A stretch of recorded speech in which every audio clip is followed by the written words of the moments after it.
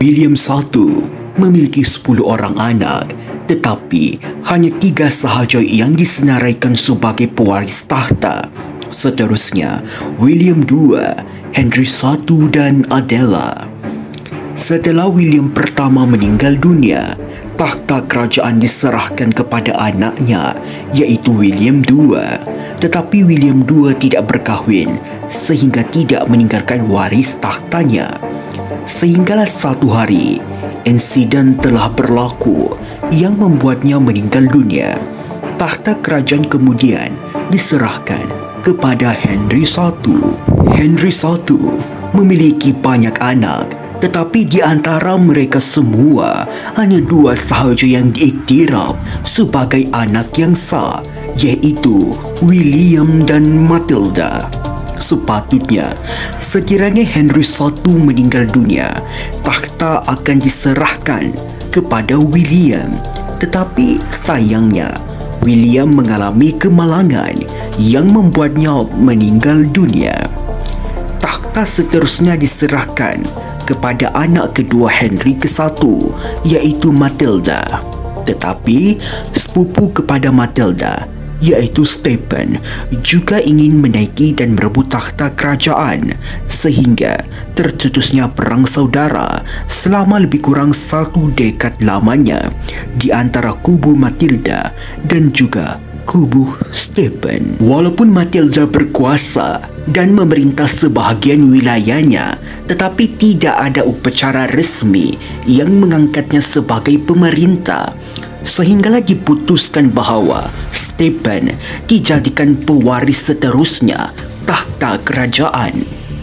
Tetapi sayangnya, tiada satu pun di antara anak-anak Stephen yang tertarik untuk mewarisi takhta kerajaan ayahnya, sehinggalah takhta seterusnya jatuh kepada Henry II, iaitu anak kandung daripada Matilda. Henry II memiliki 4 orang anak, iaitu Henry the Young, Richard I, King John dan Geoffrey. Tetapi Geoffrey meninggal terlebih dahulu sebelum menaiki takhta kerajaan. Sistem peraja sebelum ini dirombak oleh Henry II, iaitu akan ada 2 raja yang akan memerintah. Henry II telah menjadikan Henry the Young sebagai raja kedua, tetapi sayangnya perang saudara kembali tercetus sehingga mengorbankan Henry II dan juga Henry the Young. Takhta kerajaan seterusnya diambil oleh Richard I dan kemudian takhta disambung oleh King John. Kemudian diwarisi kepada anak King John, iaitu Henry III, Edward I, Edward II dan Edward III. Namun pemerintahan Edward II tidak bertahan lama apabila dia dijatuhkan sendiri oleh isterinya. Edward III memiliki 5 orang anak, iaitu Edward the Black Prince, Lionel, John, Edmund dan juga Thomas. Sekiranya Edward III meninggal dunia, takhta seterusnya sudah tentu akan diwarisi oleh Edward the Black Prince. Tetapi dia juga meninggal, sehinggalah takhta seterusnya diwarisi kepada anaknya, iaitu Richard II. Takhta kemudian diteruskan oleh Henry keempat, Henry kelima dan Henry keenam. Tetapi sayangnya Henry keenam meninggal dunia. Takhta kemudian diteruskan oleh Edward keempat. Setelah kemangkatan Edward keempat, takhta kerajaan diteruskan oleh Edward kelima yang ketika itu baru berusia 12 tahun.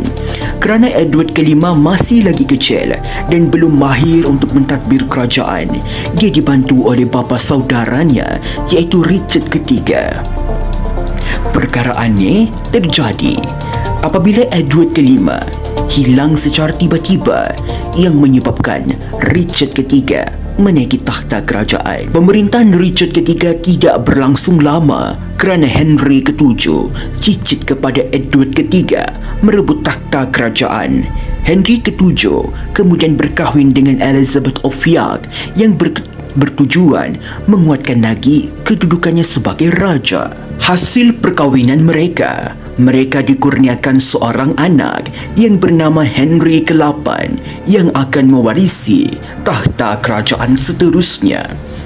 Henry ke-8 kemudian memiliki 3 orang anak, iaitu Mary ke-1, Elizabeth ke-1 dan Edward ke-6. Henry ke-8 meninggal dunia dan Edward ke-6 akan menjadi raja. Sebelum Edward ke-6 meninggal dunia, dia sempat meninggalkan satu pesanan, iaitu sekiranya dia meninggal dunia dan pewaris setelahnya tidak mampu mentadbir negara, iaitu kakak-kakaknya, takhta akan diserahkan kepada sepupunya. Setelah kemangkatan Edward ke-6, takhta kemudian diserahkan kepada sepupunya, iaitu Lady Jane Grey. Tetapi sayangnya, konflik terjadi yang menyebabkan dia dipenggal oleh Mary ke-1 setelah baru sahaja bertakhta selama 9 hari. Dan takhta itu diambil semula oleh Mary ke-1. Mary ke-1 tidak memiliki waris keturunan yang menyebabkan takhta kerajaan jatuh ke tangan Elizabeth ke-1. Tetapi sayangnya, dia juga tidak memiliki keturunan.